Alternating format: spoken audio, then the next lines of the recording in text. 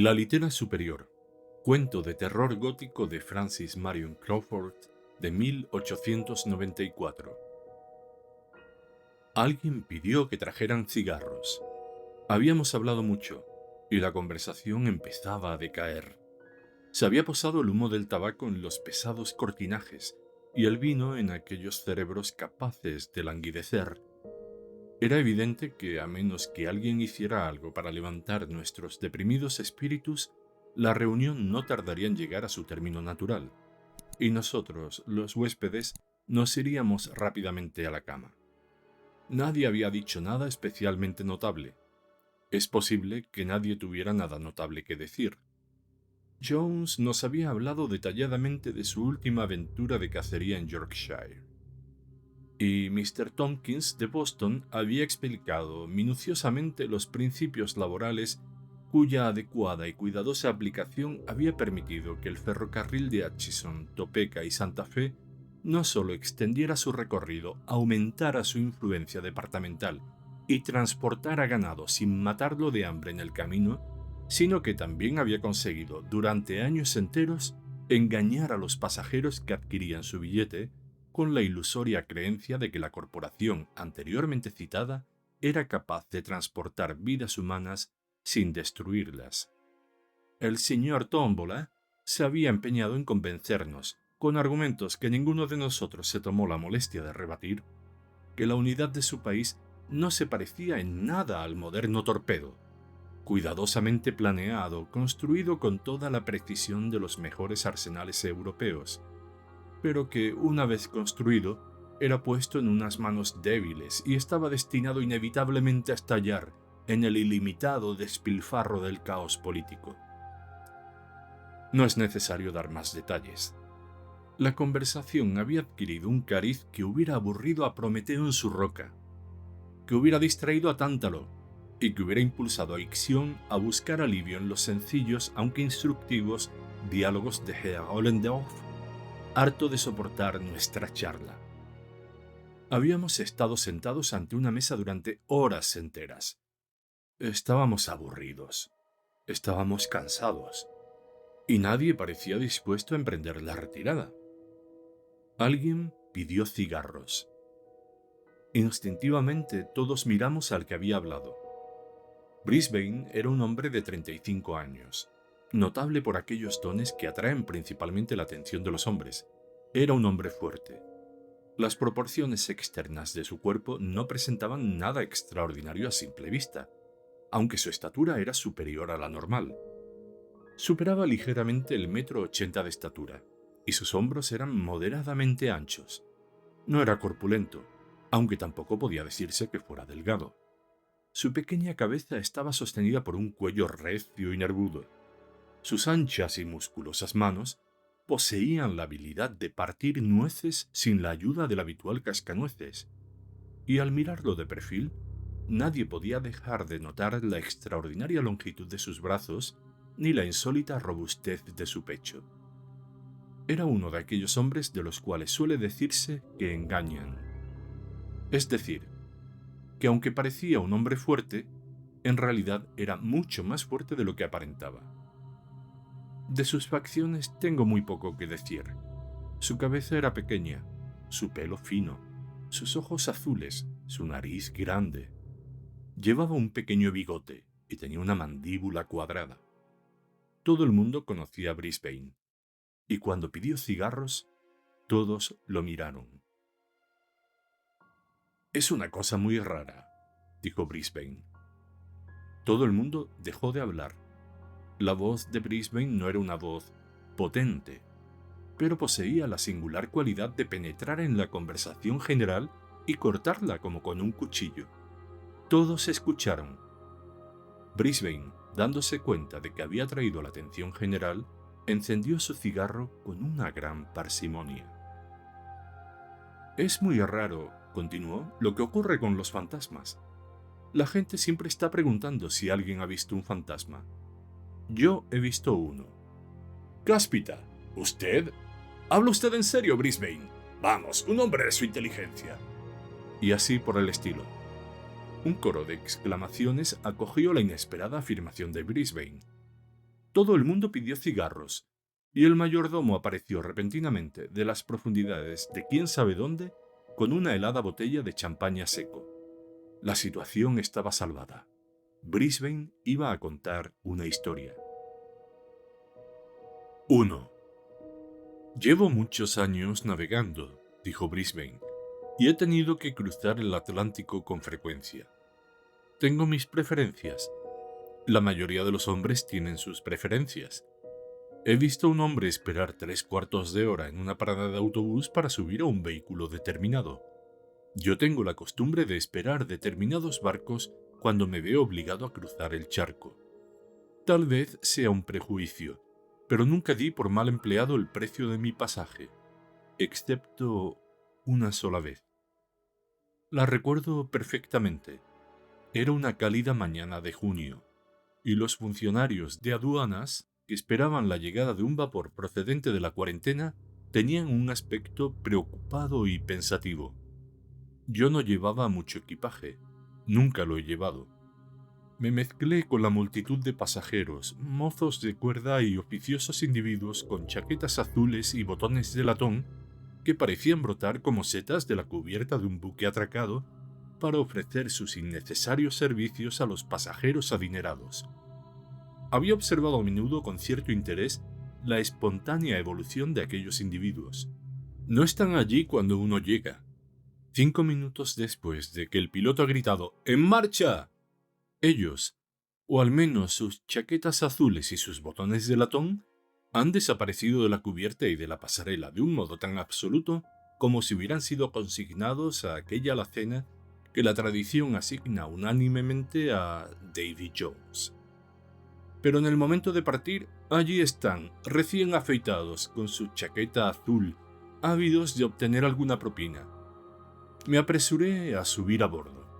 El Kamchatka era uno de mis buques preferidos, y digo era porque ya ha dejado de serlo. No puedo imaginar nada que me indujera a hacer otro viaje en él. Sí, sé lo que van a decirme. Es un barco insólitamente limpio, la comida es excelente, y la mayoría de los camarotes son dobles. Tiene muchas ventajas, pero yo no volvería a navegar en él por nada del mundo. Y perdonen la digresión. Subí a bordo. Me dirigí a un marinero cuya enrojecida nariz y cuyas rojizas patillas no me eran desconocidas. 105, cubierta inferior, le dije, con aire despreocupado, de hombre para el cual cruzar el Atlántico tiene la misma importancia que tomarse un whisky en el bar de la esquina. El marinero cogió mi maleta, mi abrigo y mi manta de viaje. Nunca olvidaré la expresión de su rostro. No es que hubiera palidecido. Los más eminentes teólogos afirman que ni siquiera los milagros pueden cambiar el curso de la naturaleza. No vacilo al decir que no había palidecido, pero a juzgar por su expresión, creí que iba a echarse a llorar, a estornudar o a dejar caer mi equipaje. Y como la maleta contenía 2 botellas de un coñac excelente que mi viejo amigo Snigginson Van Pickens me había regalado para el viaje, me asusté de veras. Pero el marinero no hizo ninguna de aquellas cosas.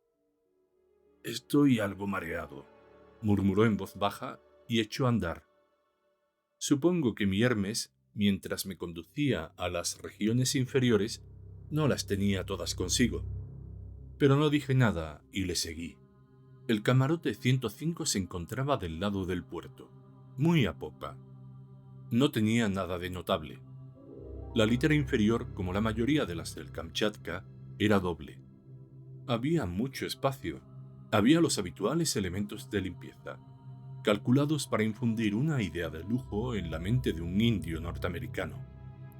Había los habituales estantes de madera parduzca, en los cuales resulta más fácil colgar un paraguas de gran tamaño que un modesto cepillo de dientes. Sobre el colchón, de aspecto poco atractivo, estaban dobladas aquellas mantas que un gran humorista moderno ha comparado acertadamente con unas tortas frías de trigo negro. El asunto de las toallas era un simple problema de imaginación.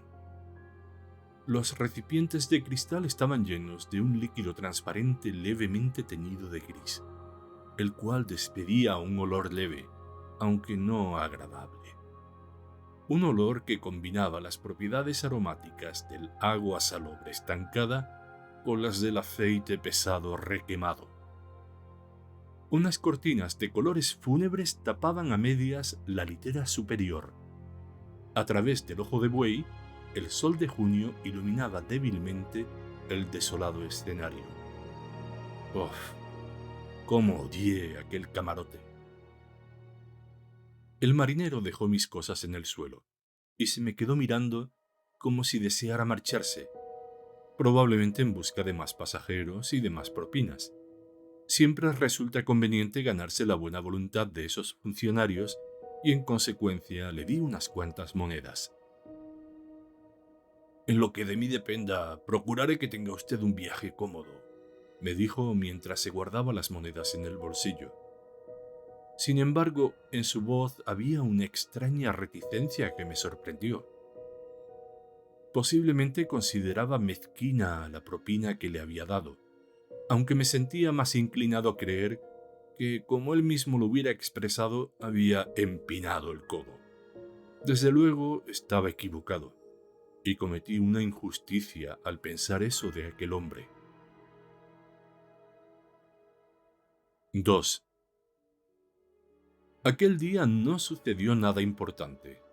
Salimos del muelle puntualmente y resultó muy agradable empezar el viaje, ya que el tiempo era cálido y sofocante, y el movimiento del barco producía una refrescante brisa.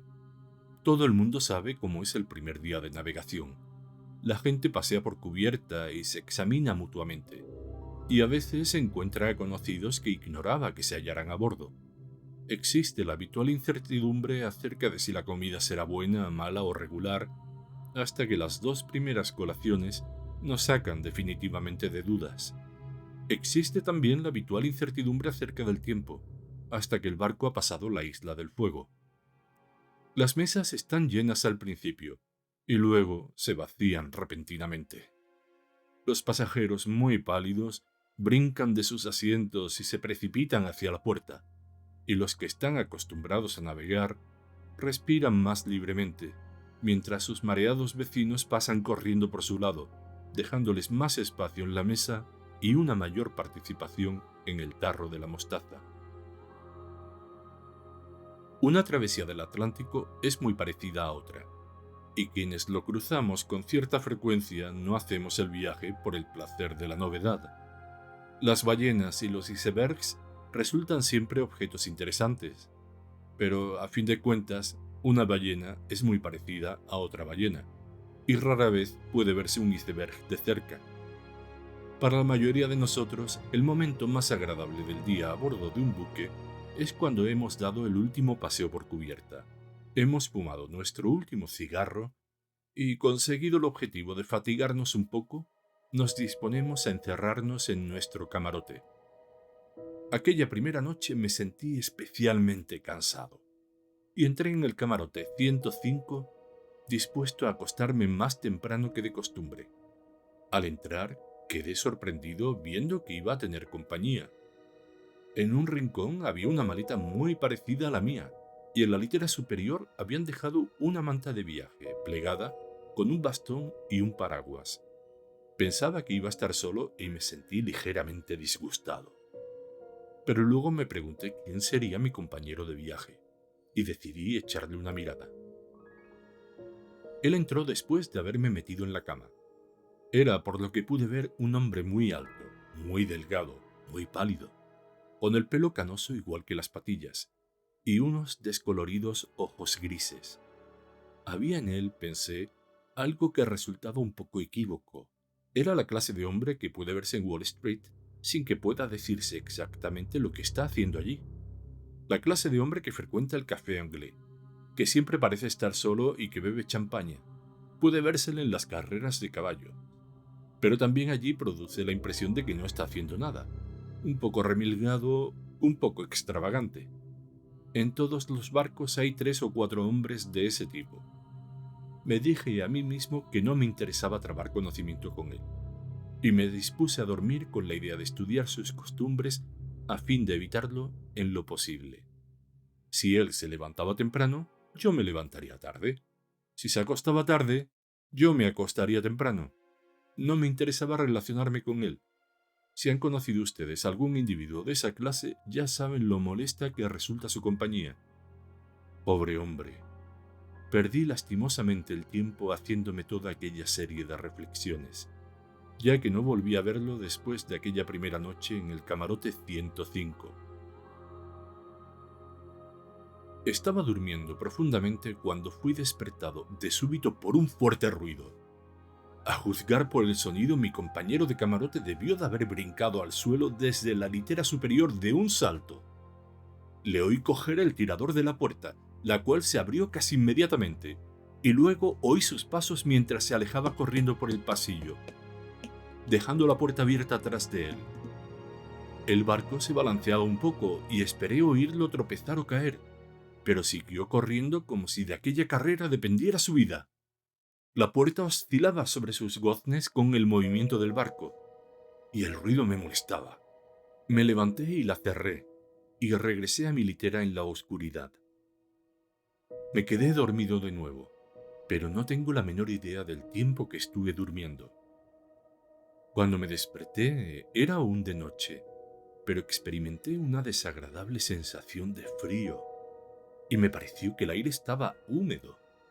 Ya conocen ustedes el peculiar olor de un camarote que ha sido mojado con agua de mar. Me tapé lo mejor que pude y volví a quedarme adormilado, imaginando las quejas que iba a presentar al día siguiente y escogiendo los epítetos más gráficos del vocabulario. Pude oír a mi compañero de camarote dando vueltas en la litera superior. Probablemente había regresado mientras yo estaba dormido. En un momento determinado me pareció oírlo gruñir y pensé que estaba mareado. La cosa resulta especialmente desagradable cuando uno está situado debajo. Sin embargo, seguí dormitando hasta las primeras horas de la mañana.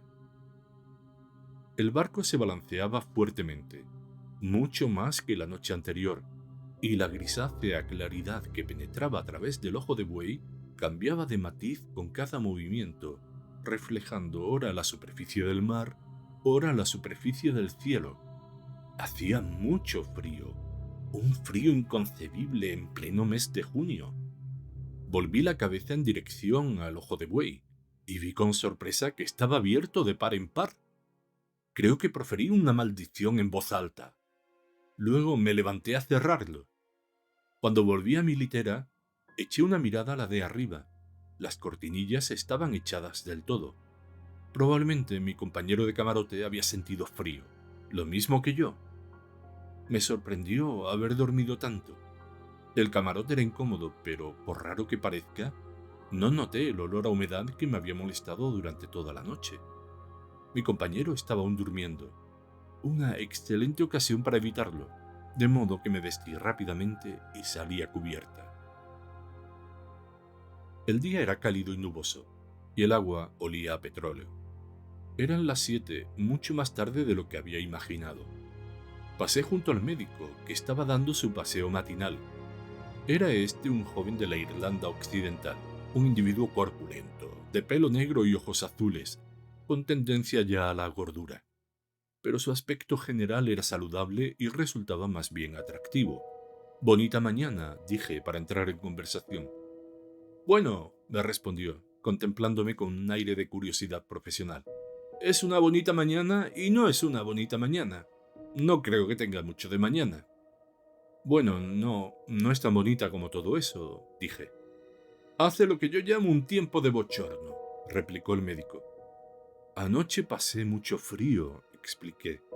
Sin embargo, luego me di cuenta de que el ojo de buey estaba abierto de par en par. Al acostarme no me fijé en aquel detalle, y el camarote estaba también muy húmedo.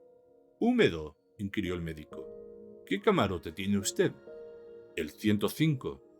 Ante mi sorpresa, el médico se sobresaltó visiblemente y se me quedó mirando. «¿Qué es lo que pasa?», pregunté. «Oh, nada», respondió. «Únicamente que todo el mundo se ha quejado de ese camarote en los 3 últimos viajes». «Yo también me quejaré», dije. «Desde luego no ha sido ventilado convenientemente. Es una vergüenza». «No creo que puedan solucionarlo», dijo el médico. «Creo que hay algo... Bueno, no tengo por qué asustar a un pasajero. No necesita usted asustarme, repliqué. Puedo soportar perfectamente la humedad, y si cojo una pulmonía, iré a verlo a usted. Le ofrecí un cigarro, y él lo hizo girar un buen rato entre sus dedos, nerviosamente. O al menos esa fue la impresión que me produjo. No es por la humedad, precisamente, terminó por decir. ¿Tiene usted un compañero de camarote? Sí, un hombre muy raro que sale corriendo a medianoche y se deja la puerta abierta.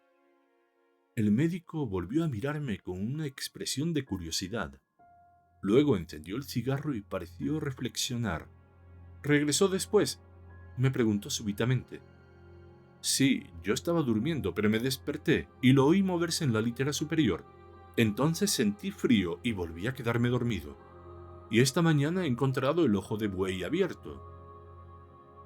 Mire, dijo el doctor en voz baja, me importa un bledo este barco y su reputación. Le diré a usted lo que voy a hacer. Tengo un camarote bastante espacioso y no me importará compartirlo con usted a pesar de que no lo conozco. Quedé muy sorprendido ante aquella proposición. No acertaba a comprender por qué se tomaba un interés tan repentino por mi bienestar.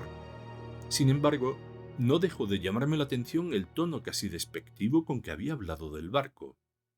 Es usted muy amable, doctor, le dije, pero en realidad sigo creyendo que el camarote puede ser ventilado o limpiado o lo que sea.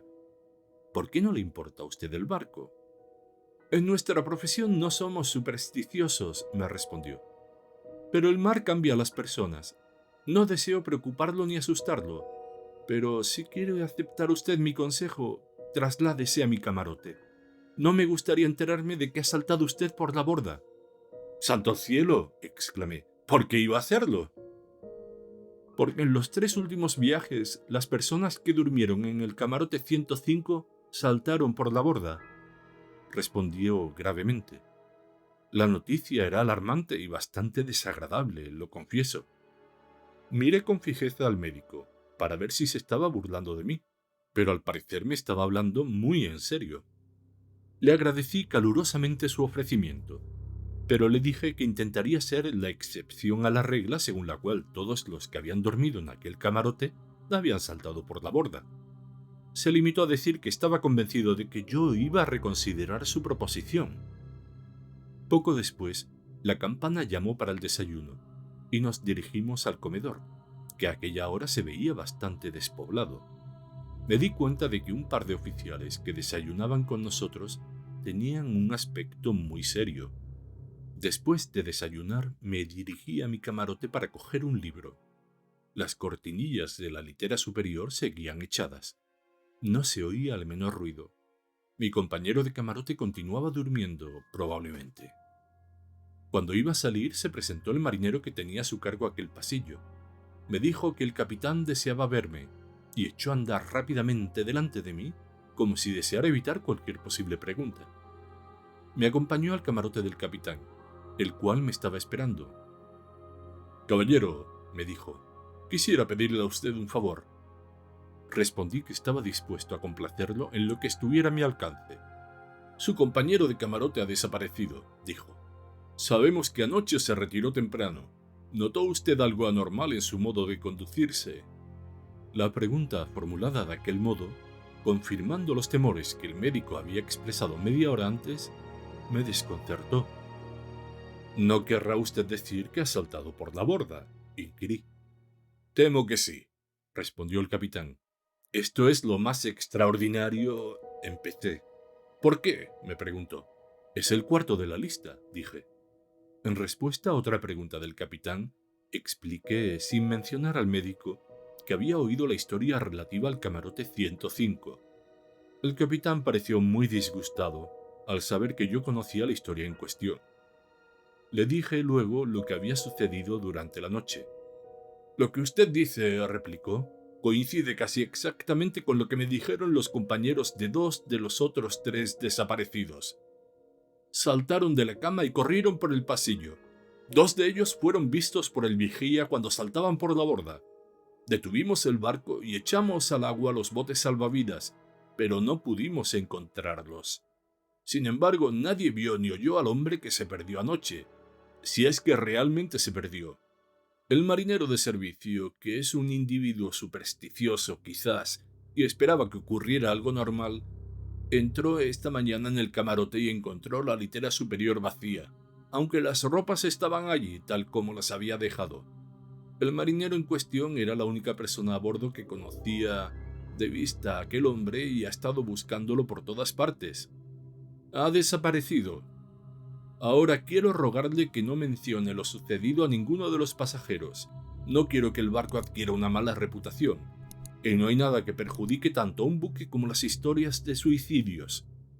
Puede usted escoger el camarote que más le agrade, incluido el mío, para el resto del viaje. ¿Le parece un trato justo? Mucho, le dije, y le estoy muy agradecido. Pero dado que estoy solo y que dispongo del camarote para mí, prefiero no moverme, y que el marinero se lleve las cosas de aquel infortunado pasajero. Me quedaré en el 105. No le hablaré a nadie del asunto, y creo que puedo prometerle a usted que no seguiré el ejemplo de mi compañero de camarote.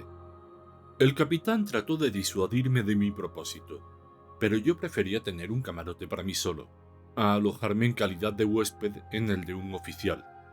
No sé si obré descabelladamente, pero si hubiese seguido su consejo no tendría nada más que contar.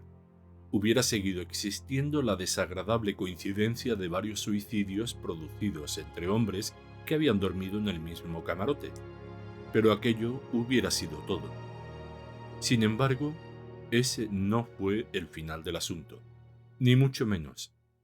Me aferré obstinadamente a la idea de que lo ocurrido no me impresionaba en absoluto, y me permití incluso discutir la cuestión con el capitán. Le dije que el camarote no tenía nada anormal, quizás era un poco húmedo. El ojo de buey había quedado abierto la noche pasada. Mi compañero de camarote podía haber estado enfermo cuando subió a bordo y pudo haberle acometido una especie de delirio después de acostarse. Incluso podía estar oculto en algún rincón del barco, y a lo mejor lo encontraran más tarde. El camarote necesitaba una buena ventilación, y tal vez un repaso al cierre del ojo de buey.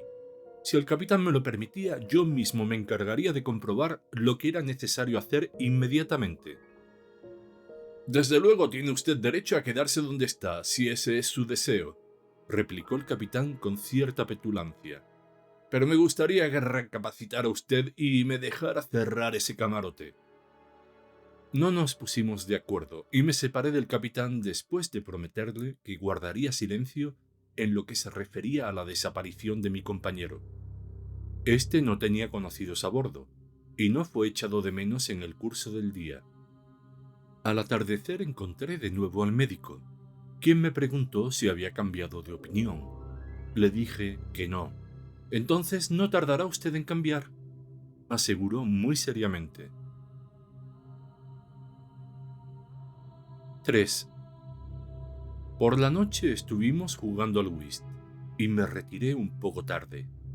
Ahora puedo confesar que al entrar en mi camarote experimenté una desagradable sensación. No pude evitar el pensar en el hombre alto que había visto la noche anterior y que ahora estaba muerto, ahogado, en el solitario océano. Su rostro se dibujó claramente ante mis ojos mientras me desvestía, e incluso llegué a descorrer las cortinillas de la litera superior, como para convencerme a mí mismo de que realmente se había marchado. Luego eché el cerrojo a la puerta del camarote. De pronto me di cuenta de que el ojo de buey estaba abierto. Esto era más de lo que podía aguantar. Me puse apresuradamente el batín y fui en busca de Robert, el marinero encargado de mi pasillo. Recuerdo que estaba muy furioso y cuando lo encontré lo cogí por el brazo y lo llevé casi a rastras hasta la puerta del 105, empujándolo hacia el abierto ojo de buey. ¿Qué es lo que pretendes, granuja, dejándolo abierto toda la noche? ¿No sabes que es contrario al reglamento? ¿No sabes que si el barco escora y empieza a entrar el agua, 10 hombres no podrían cerrarlo? Daré parte al capitán para que se entere de cómo te preocupas por el barco. Reconozco que estaba sumamente excitado. El hombre se echó a temblar y palideció, y luego empezó a cerrar la redonda plancha de vidrio con los pesados encastres de latón. «¿Por qué no me contestas?», inquirí bruscamente. «Discúlpeme, señor», murmuró Robert, «pero no hay nadie a bordo que pueda mantener cerrado este ojo de buey durante toda la noche. Puede usted intentarlo, señor. Por mi parte, no pienso seguir navegando en este barco. Pero en su lugar, yo me marcharía de aquí ahora mismo y me iría a dormir con el médico o en cualquier otra parte. Yo lo haría. Mire, ¿le parece que ahora está bien cerrado o no? Pruebe a abrirlo». Forcejeé un poco y comprobé que estaba perfectamente cerrado. «Bueno», continuó Robert en tono de triunfo, «me ha puesto la paga de un mes a que dentro de media hora vuelve a estar abierto». Examiné cuidadosamente el cerrojo. «Si lo encuentro abierto durante la noche, te daré 1 libra. No es posible que se abra. Puedes retirarte». «¿Ha dicho usted 1 libra? Muy bien, señor. Gracias, señor. Buenas noches, señor. Que descanse, señor, y que tenga toda clase de sueños agradables». Robert se marchó, al parecer muy complacido de poder abandonar el camarote. Desde luego pensé que había tratado de justificar su negligencia con una estúpida historia, tratando de asustarme. Resumiendo, Robert se ganó la libra y yo pasé una noche particularmente desagradable. Me acosté, y 5 minutos después de haberme envuelto en mis mantas, el inexorable Robert apagó la luz que ardía constantemente detrás del redondo panel de cristal, cerca de la puerta. Permanecí completamente inmóvil en la oscuridad, tratando de dormir, pero no tardé en descubrir que me era imposible conciliar el sueño. La regañina al marinero me había distraído, haciendo que se desvaneciera la desagradable sensación que había experimentado al pensar en el hombre ahogado que había sido mi compañero de camarote. Pero al propio tiempo me había desvelado, y estuve despierto un buen rato, mirando de cuando en cuando al ojo de buey, el cual podía ver desde mi litera. En la oscuridad parecía una débil mancha de luz suspendida entre las sombras. Creo que llevaba allí tendido cerca de 1 hora, y en el momento en que empezaba a quedarme dormido, me azotó el rostro una corriente de aire frío que llevó hasta mi olfato la salobre fragancia del mar. Me puse inmediatamente en pie, pero en aquel momento de aturdimiento no tuve en cuenta el balanceo del barco y salí despedido contra la pared opuesta del camarote. Sin embargo, me repuse rápidamente. Al levantarme, vi que el ojo de buey estaba abierto de par en par. Aquello era un hecho innegable. Estaba completamente despierto, y de no haberlo estado al levantarme, la caída me hubiera despabilado. Además, al caer me lastimé codos y rodillas, y a la mañana siguiente los tenía magullados para atestiguar el hecho, en caso de que hubiera dudado de mis sentidos. El ojo de buey estaba abierto de par en par. Una cosa tan increíble que recuerdo perfectamente que mi primera sensación al verlo fue de asombro más que de temor. Volví a cerrarlo y a correr el cerrojo con todas mis fuerzas. El camarote estaba muy oscuro. Pensé que el ojo de buey había sido abierto 1 hora después de que Robert lo hubiera cerrado en mi presencia, y decidí mantenerme vigilante, para comprobar si se abría de nuevo. El cerrojo no resultaba fácil de correr. No podía creer que se hubiera deslizado hacia atrás con el movimiento del barco. Me quedé en pie mirando fijamente a través del grueso vidrio del ojo de buey. Permanecí en aquella posición más de 1/4 de hora. De pronto, oí claramente algo que se movía detrás de mí en una de las literas, y un momento después, cuando me volví instintivamente a mirar, aunque en aquella oscuridad no podía ver nada, desde luego, oí un débil gemido. Crucé el camarote y aparté a un lado las cortinillas de la litera superior, dejando a mis manos la tarea de descubrir si había alguien allí. Y allí había alguien. Recuerdo que la sensación que experimenté al extender las manos hacia adelante fue la de que acababa de hundirlas en la atmósfera de un húmedo sótano, y desde detrás de las cortinas surgió una ráfaga de viento que olía horriblemente a agua de mar estancada.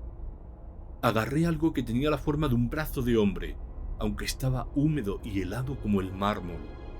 Repentinamente aquello saltó violentamente hacia adelante, contra mí. Era una masa viscosa, fangosa, húmeda, pero dotada de una especie de fuerza sobrenatural. Salí disparado hacia atrás, y en aquel mismo instante la puerta se abrió y la cosa salió corriendo. No había tenido tiempo de asustarme y me recobré rápidamente, emprendiendo la persecución de la cosa a toda la velocidad de mis piernas, pero era demasiado tarde.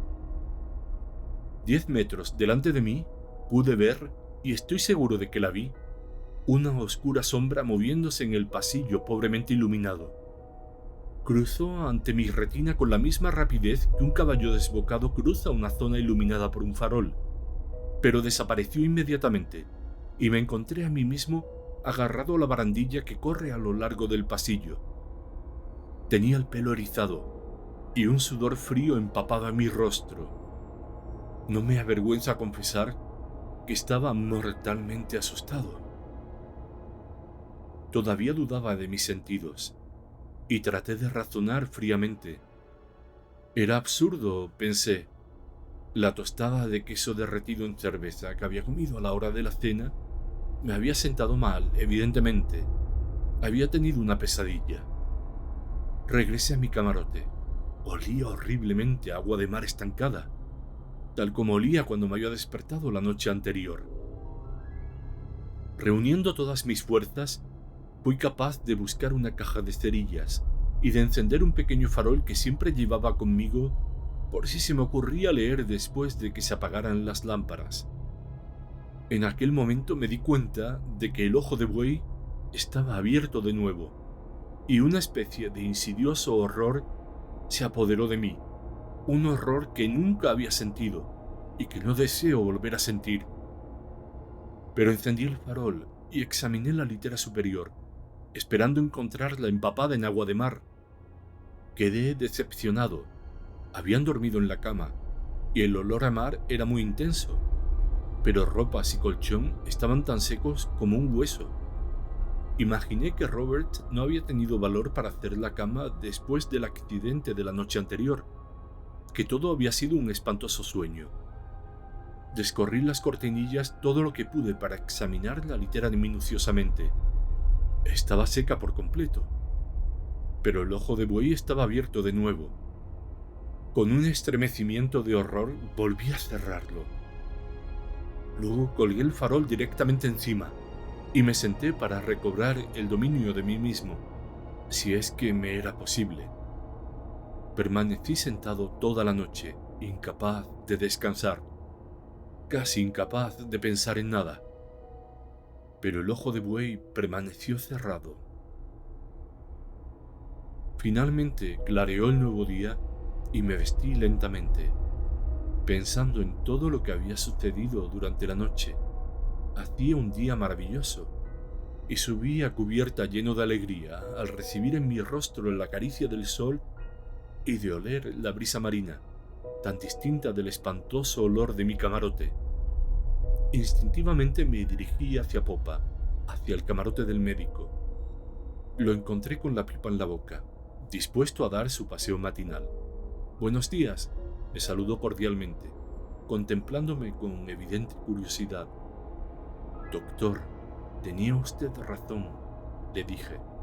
«En aquel camarote ocurren cosas muy raras».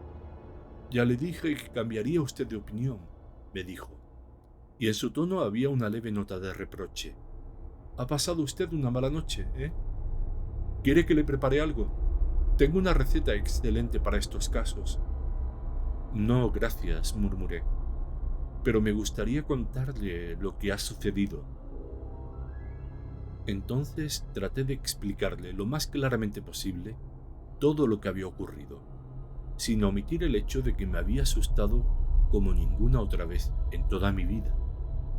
Insistí de un modo especial en el fenómeno del ojo de buey, que era un hecho que podía atestiguar, aún en el supuesto de que todo lo demás hubiera sido un sueño.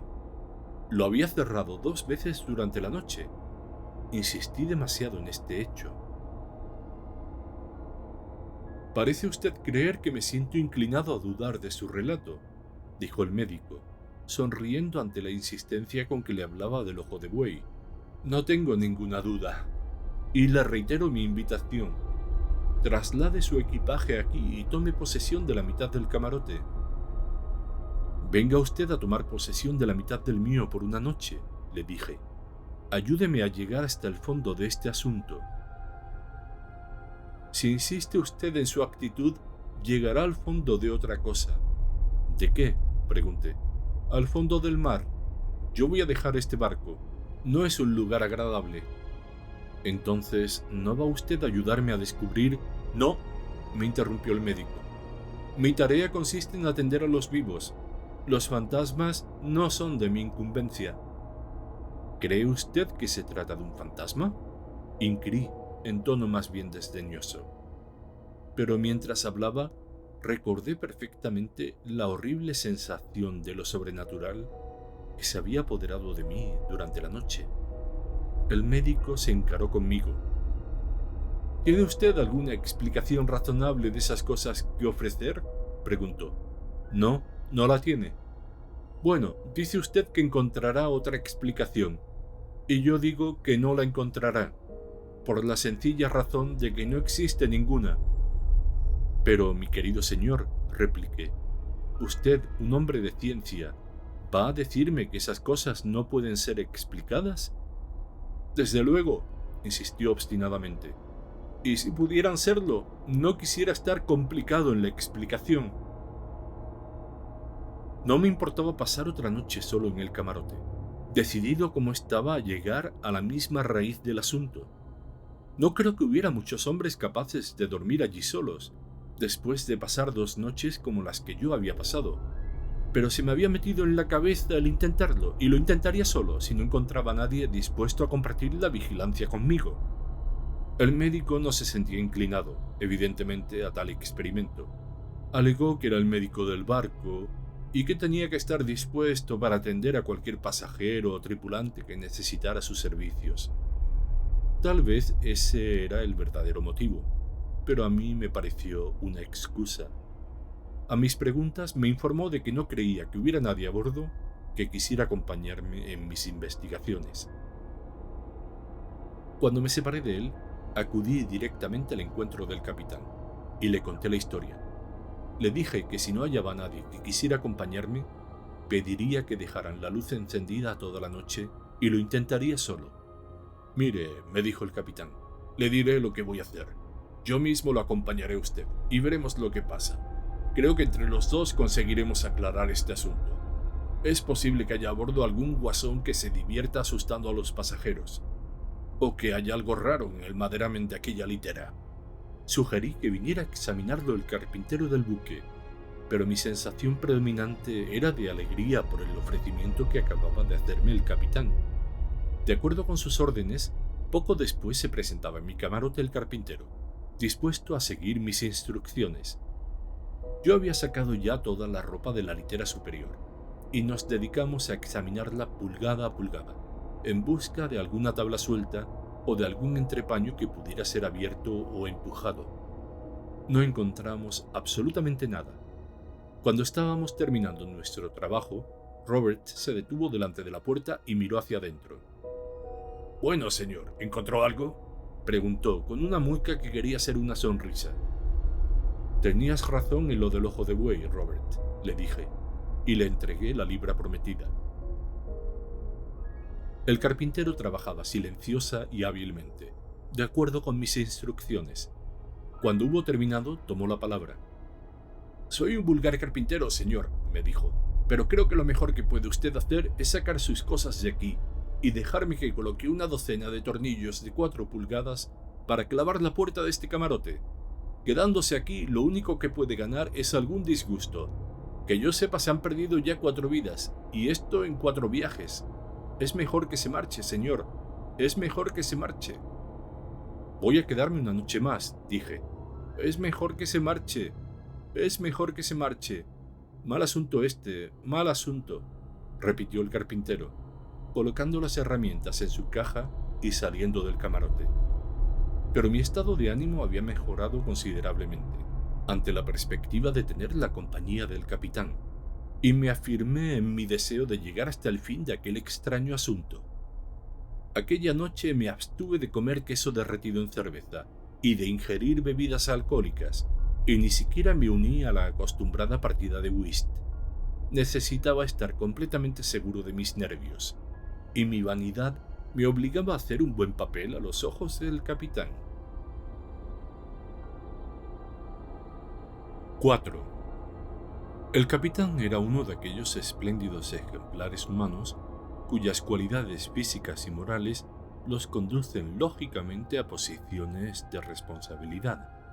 No era la clase de hombre que presta oídos a habladurías sin fundamento, y el simple hecho de que hubiera querido unirse a mí en la investigación demostraba que estaba convencido de que el asunto era grave, y de que no podía ser tomado a broma ni explicado por medio de razonamientos lógicos.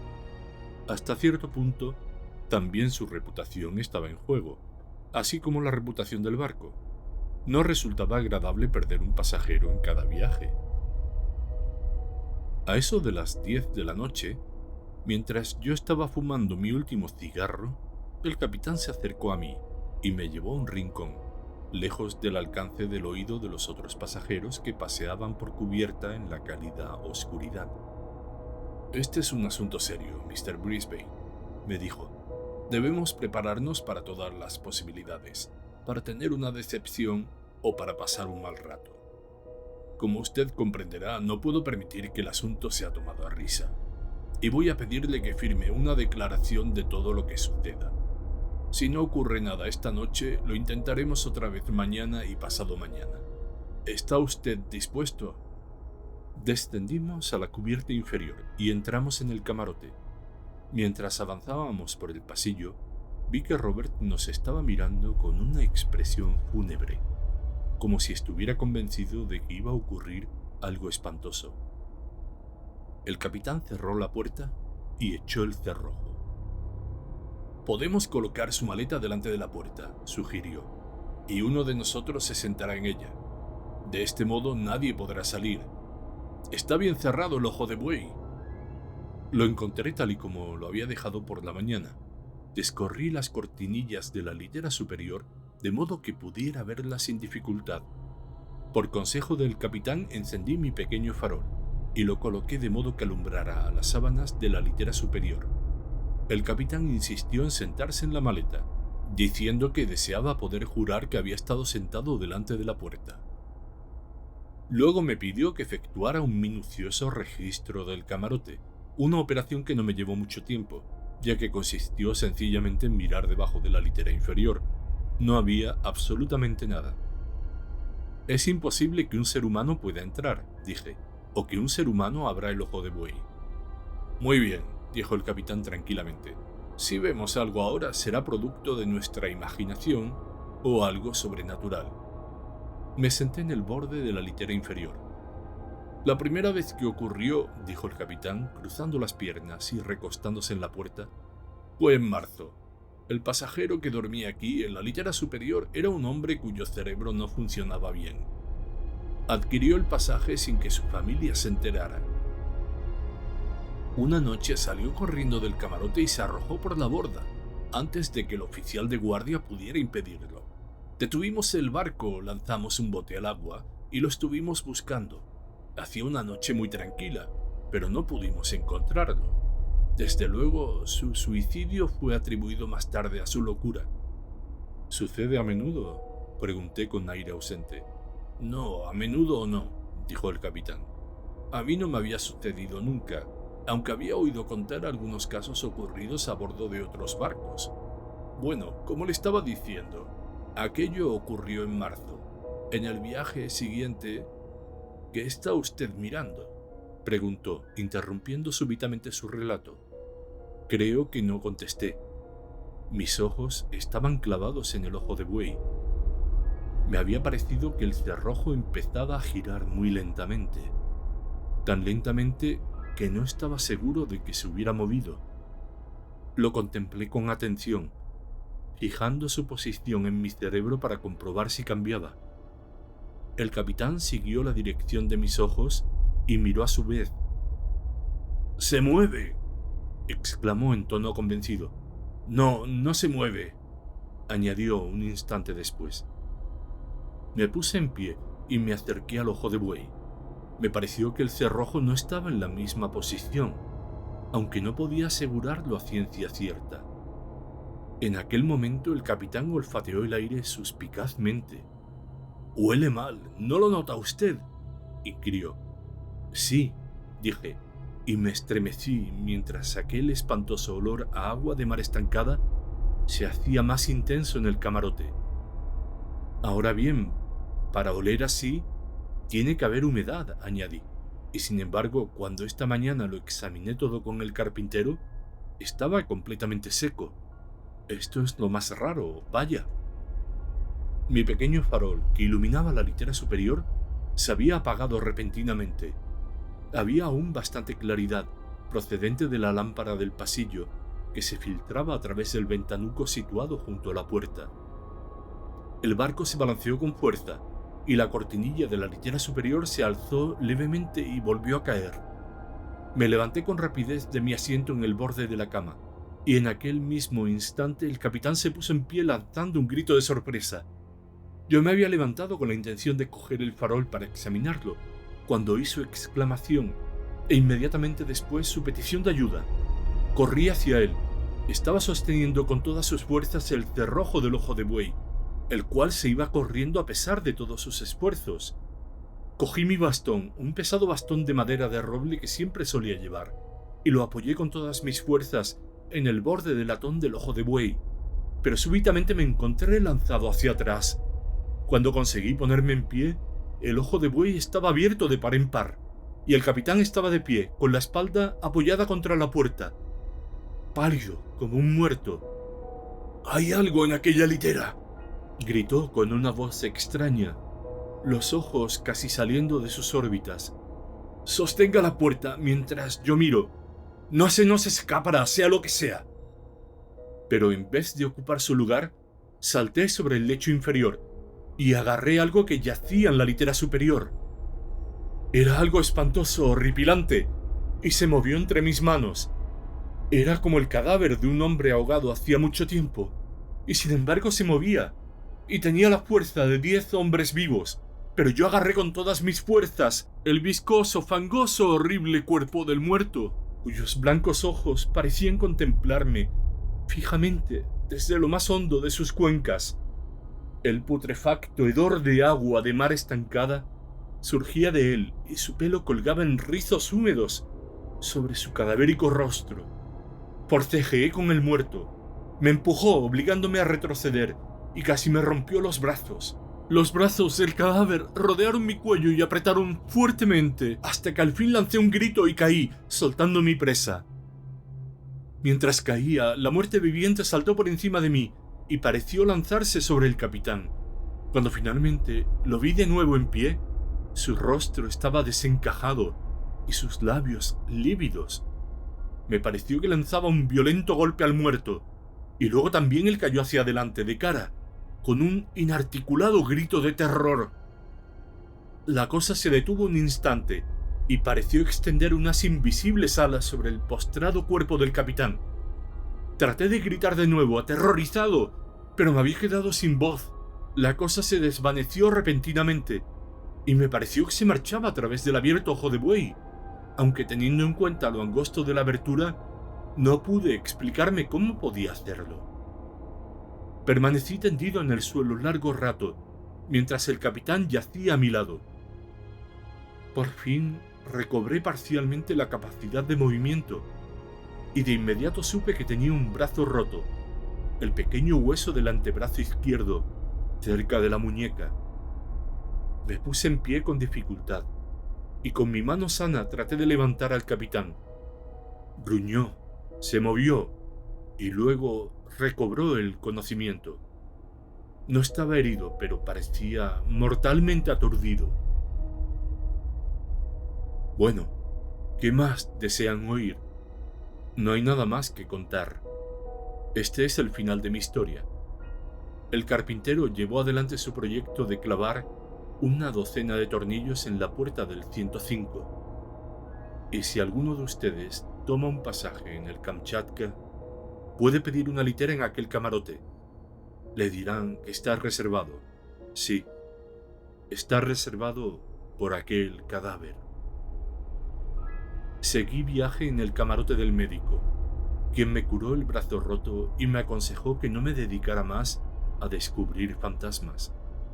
El capitán se mantuvo muy silencioso y no volvió a navegar en aquel barco, aunque sigue prestando servicio en otros. Y tampoco yo navegaría en él por nada del mundo. Aquella fue una experiencia muy desagradable. Yo estaba mortalmente asustado, y eso es algo que no me gusta. Esto es todo. Es así como vi un fantasma. Si es que aquello era un fantasma. En todo caso, sí puedo afirmar que lo que fuera estaba muerto.